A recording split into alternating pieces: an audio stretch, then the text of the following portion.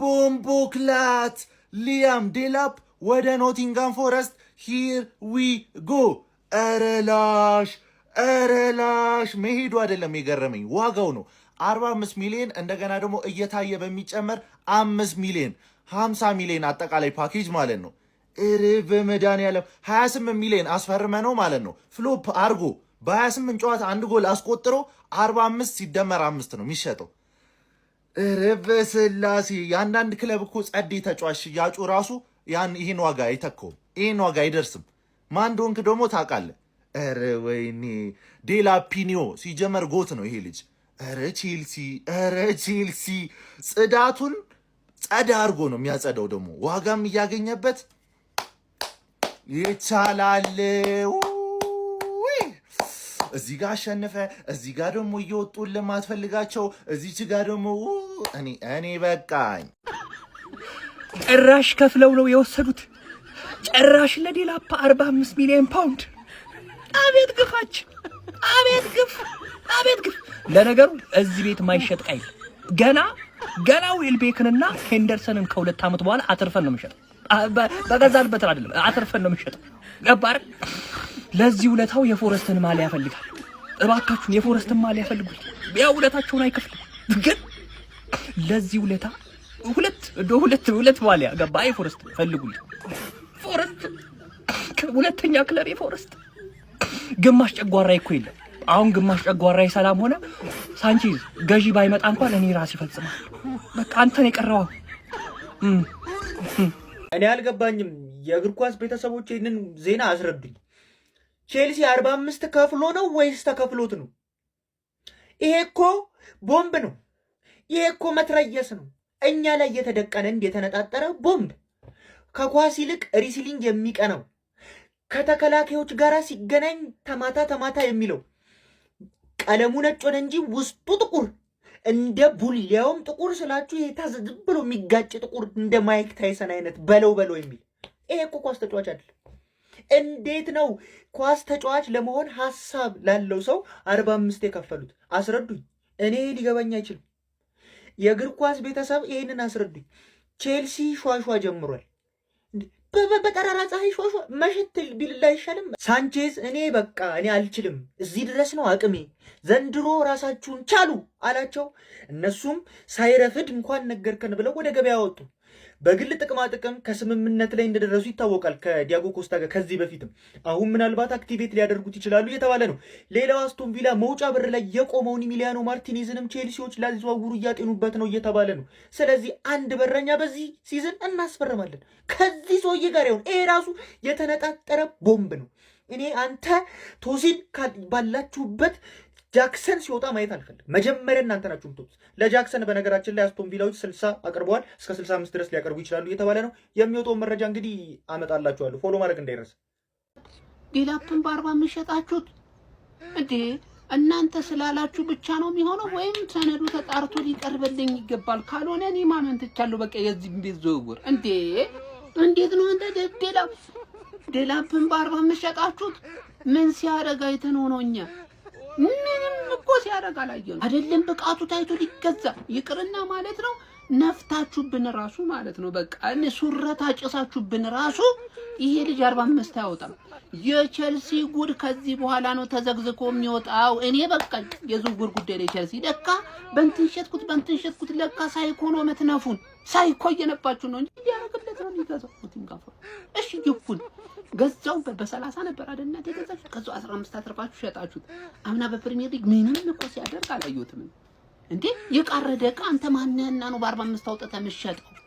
የእግር ኳስ ቤተሰቦች አስተውል። ቼልሲ ማለት ነው ከሲቲ በላይ 115 ክስ አይደለም መምጣት ያለበት 1000 ምናምን ክስ ነው ሊመጣበት የሚገባው። ማን እያቻቻሉብን ነው መሰለኝ እዚህ እዛ። እኔ አልጣመኝም ይሄ ቢዝነስ ሂደታቸው። ማን ይጣራልኝ እኔ ለምን በቃኝ እንዴ? አረባ ምሽጥ ነው ይሉናል። ጉድ ፈላ። አሳዩኝ ምሩኝ መንገዱን አለ ብስራት ጋረደው። እንዴት አርጋችሁ ነው አረ በማርያም አሳዩን ተጫዋች እንዴት እንደሚሸጥ እንዴ! እነዚህ ሰዎች ስለ ኳስ ላያውቁ ይችላሉ። ማርያም እንዴት ነው ተጫዋች እንደዚህ የሚሸጡት ግን? እንዴት ቻላችሁበት እንዴ? ዴላፕን በ45 ሚሊዮን ፓውንድ የፈለገ አይነት ሰፊ ኮንትራት እንዴት ነው 45 የሚወጣው? ዴላፕ ማለት እኮ 28 ተጫውቶ አንድ አግብቶ 4 ቢጫ ተጫዋች እኮ አጥቂ ብላችሁ ጭራሽ አዶንስ አለው 5 ምናምን የልጁ ስታቲስቲክስ ማለት ነው። ይሄ ፕሌይስቴሽን ላይ ምናምን አዲስ ተጫዋች ከዜሮ ስትሰራላ ገና ሳትሞላው በፊት ያለውን እኮ ነው የሚመስለው። እንዴት ነው ይሄ ሰው የ45 ሚሊዮን ፖንድ የሚያወጣው? ኮችና አመራር ላይ የባለጌ ፎቶ እያያዛችሁ ካልሆነ በስተቀር እንዴትም ሊያወጣ አይችልም 45 ሚሊዮን ፖንድ። ድዬ አረ ፌር አይደለም። አረ ምንድን ነው እንዴ? ኮርማው ወጣ። ዴላፕ አንገጣባ ደነዝ ከፍለህን ነበር መውጣት የነበረብህ እኮ አንተ። እኛን ከፍለህን ስላጫወታችሁኝ አመሰግናለሁ እግዚአብሔር ይስጥልኝ ብለህ ኮርማው ወጣ። እግዚአብሔር ሆይ ጸሎቴን ሰማህ። አሁን ያን ደነዝ አስወጣልኝ ፈጣሪ ሆይ። ያን ደነዝ ቶሲንና ሳንቼዝን በዴላፕ ይዘህልኝ ሂድ እስኪ አግባባቸው። ጓደኞቹ አይደሉ አንተ የተማርከው ስህተት ከነሱ ነው መሰለኝ እኮ ጓደኞች አይደል? ይዛቸው ውጣልኝ በቃ ይዛቸው። አይ ኖቲንግሃም አሁን እድሜ ልኬን ሳመሰግንህ እኖራለሁ። ኖቲንግሃም መውረድ የለበትም በቃ ፕሪሚየር ሊግ ላይ መቆየት አለብን ለዚህ ዝውውር ሲባል ማለት ነው። ዴላፕ ቻው ባይ። ሁለተኛ እዚህ ክለብ ላይ በቃ አላየውም።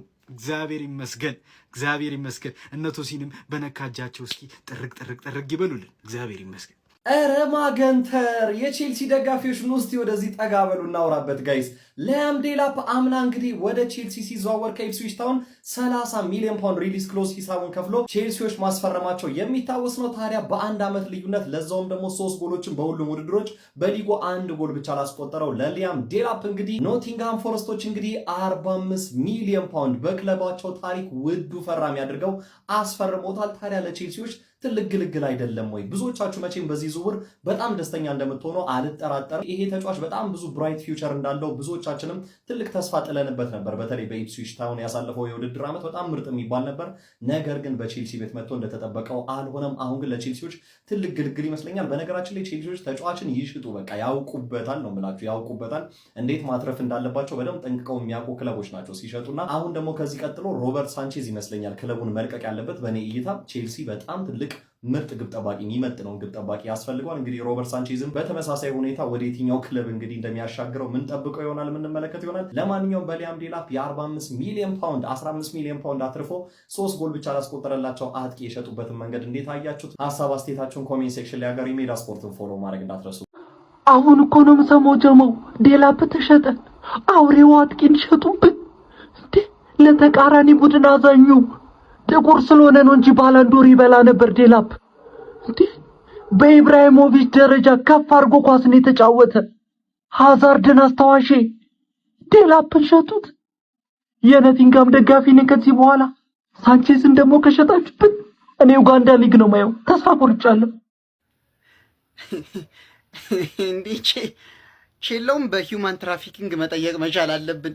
ሄርዊጎ በ45 ሚሊዮን ዴላፕን ወደ ፎረስት ሸጡት፣ ላኩት። የሆነ ተጫዋች እያመጡ እያተረፉ በቃ ዋነኛ የገቢ ምንጫቸው አድርገውታል። የሆነ ተጫዋች ያመጣል፣ አትርፎ ይሸጡታል። ዴላፕ ግን አሪፍ ተጫዋች ነበረ፣ ብታውቆዩት ይጠቅማችሁ ነበረ። ግን ሲበዛም ጎመን ሲበዛ ሲጠነዛ ይባል አይደለ? ሲበዛም ጥሩ አይደለም። ገለበጥኩት። ኤኒዌይስ ሲበዛም ጥሩ አይደለም። ልክ ናችሁ። ይሁን 45 ሚሊዮን ተገኝቶ ነው እንዴ የተሻለ እንትን ጥሉበት አላችሁ። ገና ኤንዞንም እኮ በ150 እኮ ሹፍ ልታረጉላቸው ነው ለሲቲ። ይጨማችሁ።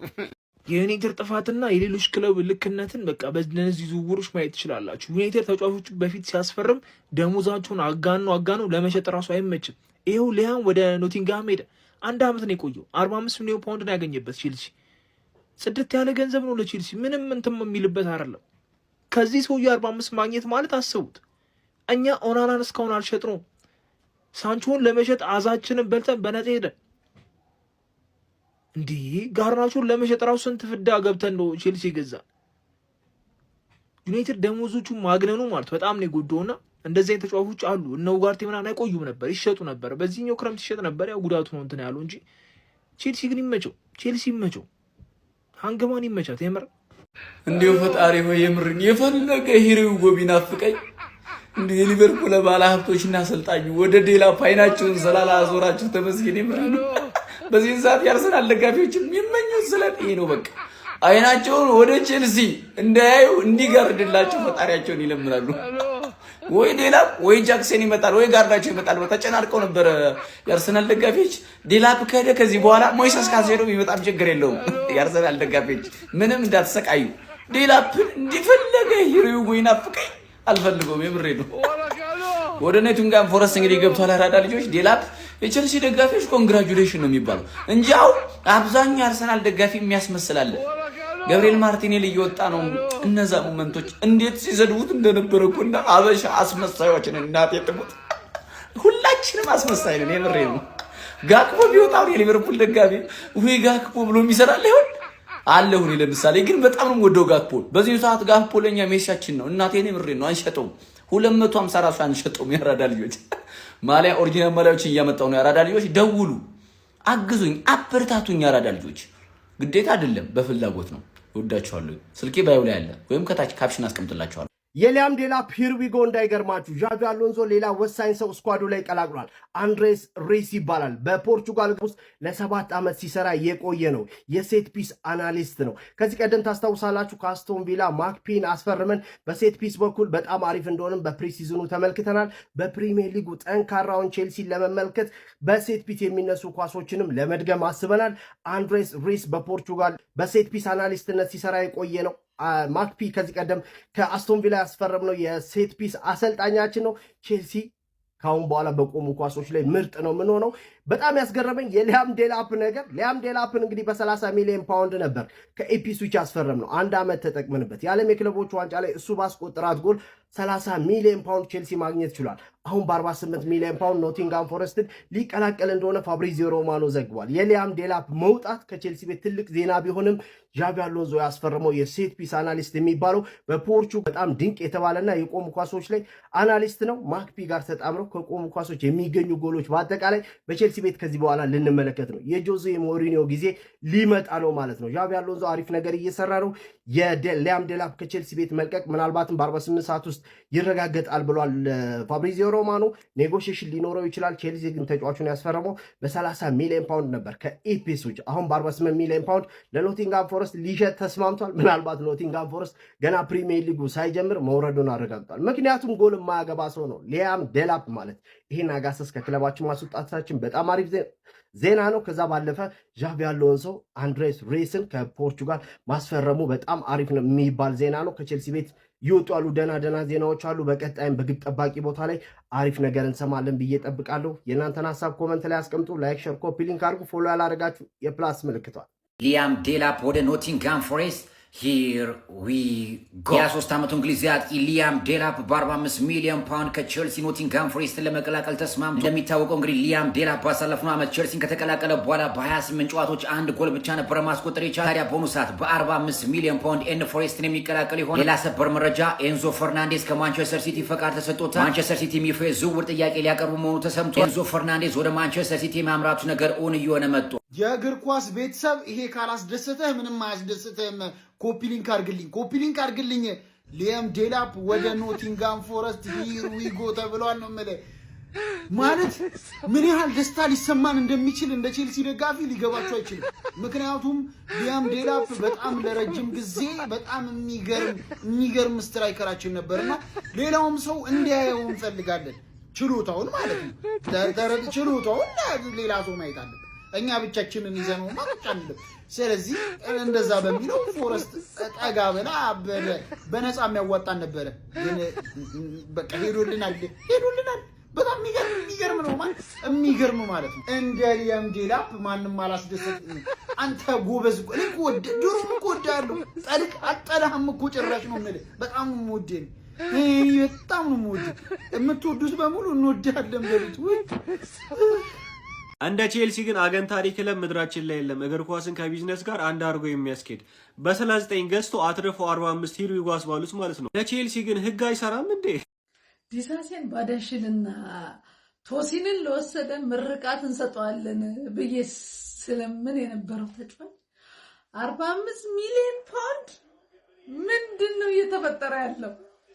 አረ የቼልሲ ተደራዳሪዎች ግን ምን አይነት ናቸው እንዴ ማርቲኔሊን እኮ አርሰናል ለአልሂላል በስንት ነው የሸጠው? የተስማማው አርሰናልና አልሂላል እኮ የተስማሙት 50 ሚሊዮን እኮ ነው። ይሄ እኮ ፕሪሚየር ሊግ ላይ ለኖቲንጋም በ45 ምን አይነት ግንተራ ነው የተገነተሩት? አረ ምን አይነት ተደራዳሪ ነው ግን ቼልሲ ያለው? ምን አይነት ሰዎች ናቸው? 45 ሚሊዮን በውል ማፍረሻው 30 ሚሊዮን ተከፍሎበት እንደመጣ ታውቃላችሁ። ከዛ በቃ ያቃጠለንን አመት ታውቃላችሁ። አሁን ግን ይሄው አትራፊ ሆኖ ወጣ። እኔ ምርቃት ያሰብኩት ተጫዋች 45 ሚሊዮን። አረ ቼልሲ ሰዎች ግን ሼም አያውቁም፣ ግፍ አይፈሩም፣ ክርስቶስን ግፍ አይፈሩም። ግን ይመቻችሁ። በስመ አብ ተጫዋች ቼልሲ ይሽጥ፣ ቼልሲ ይሽጥ ተጫዋችን። ዋጋውን እንዴት እንደሚያዋድድ እንዴት ከፍ እንደሚያደርግ እንዴት እንደሚጠቀም በደንብ በቃ በደንብ የሚያውቅ ክለብ ነው። አረ ኖቲንጋም ቴንኪው ጋር ተገላገልን። ለማንኛውም በጣም ደስ ሊያም ዴላፕ ቱ ኖቲንጋም ፎረስት ሂር ዊ ጎ ተብሏል። እንችላለን ነው የምልህ፣ እንችላለን። ሊያም ዴላፕን የመሰለ የከሸፈ አጥቂ ለኖቲንጋም በ45 ሚሊዮን ዩሮ ሽጠነዋል ነው የምልህ። እነዚህ ሰዎች ንግድ ያውቃሉ፣ በደንብ ነው ንግድ የሚያውቁት። ይመቸን። ዴላፕን ለኖቲንጋም በ45 ሚሊዮን ዩሮ 45 አስቡት።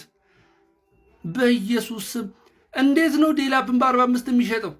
ዴላፕን በ45 ሸጥ ነው። አንተ ወይ አልቫሬዝ ልናመጣ ነው ዘንድሮ። በቃ ኧረ በለው። ተመችቶኛል። እኔ ፋብሪዞ ድሮም በማታ ስለኛ የሚለቀው ዜና ያበደ ነው። ዴላፕ በ45 ሚሊዮን ዩሮ ኖቲንጋም ፎረስትን ተቀላቅሏል። ግባ እናውጣው። ሰበር ዜና ጋይስ! ሊያም ዴላፕ ወደ ኖቲንጋም ፎረስት ሂድ ውጣልኝ። ሲጀመር እነዚህ ቲም ስማቸውን መቀየር አለባቸው። ገብቶሃል? ኖቲንጋም ፎረስት ሳይሆን የሆነ ቻሪቲ ቲም እኮ ናቸው። በእናትህ እንዴት 45 ሚሊዮን ለዚህ ሰውዬ፣ ለዚህም 5 ሚሊዮን አዶንስ አለው። በ30 ሚሊዮን ያለፈው ዓመት ገዝተህ ነው 15 ሚሊዮን አተረፍንበት። ኧረ በስመ አብ። ቻሪቲ ቲም ናቸው እንጂ እነዚህ አሁን ሲሪየስ ቲም ናቸው። ሲጀመር ክሪሱ ይኖራቸው፣ ኢጎር ሄሱስ ይኖራቸው። ስትራይከር በጣም ይወዳል ኖቲንጋም። አይገውኝም። ገብቶሃል? ይሄ ደግሞ ስትራይከርም ትቷል ምናምን። ያለፈው ዓመት 30 ምናምን ጨዋታ አድርጎ 1 ጎል ነው ያገባው። እሱም ተሳስቶ ነው። ገብቶሃል? አሁን ምን ሊያደርግላችሁ 50 ሚሊዮን? ኧረ ይሄን ማርያምን፣ ይሄን ምንም ነው የማትቀሙት ይሄን ዜና። በቃ ዴላፕን ለኖቲንጋም ፎረስት ቼልሲዎች በ45 ሚሊዮን ፖንድ እንግዲህ ከስምንት አደረሳቸው። ወይም እንደምታስነኳቸው እንዴ ይሁን አፍስዛ ደንዝማ ለእግዚአብሔር ይሄን ተጫዋች ምኑ 45 ነው 20 እና 30 ካወጣም ክርስቶስን ነው የምላችሁ። ዴላፕ 20 ካወጣ ራሱ በቂ ነው። ትልቅ ዝውውር ነው ማለት ነው። እንዴት ነው 45 የሚከፍሉት? ያረ ዘንድሮ ዝውውር ወዴት እያመራ ነው? ቼልሲ ተጫዋች ሽጥ። በቃ እኔ ግርም የሚለኝ ቡድን ነው ማለት ነው። 25 ሚሊዮን ፖንድ የገዙትን ዴላፕን አቋሙ በጣም ወርዶ አንድ ዓመት እነሱ ጋር ከቆየ በኋላ 45 ሚሊዮን ፓውንድ ሸጡት ለኖቲንጋም ፎረስት። ምን አይነት ቢዝነስ ነው ቆይ እያራመዱ ያሉት? በጣም የሚገርም አሻሻጥ ሜተር ነው ያላቸው ቼልሲዎች። ከዛ ደግሞ በጣም ገረም የሚለው ደግሞ ትናንትና ሙሉ ጨዋታውን አላየሁትም፣ መብራት ጠፍቶ ምናምን። ግን ይሄ ትሪዮ ሌላ ታሪክ፣ ሌሎች ጨዋታዎችን በደንብ ማየት ይጠበቅብናል። አብዛኛው የፕሪሚየር ሊግ ቡድን ግን ሆሆ ማለቱ አይቀርም፣ እንጠንቀቅ ከዚህ ማለቱ አይቀርም።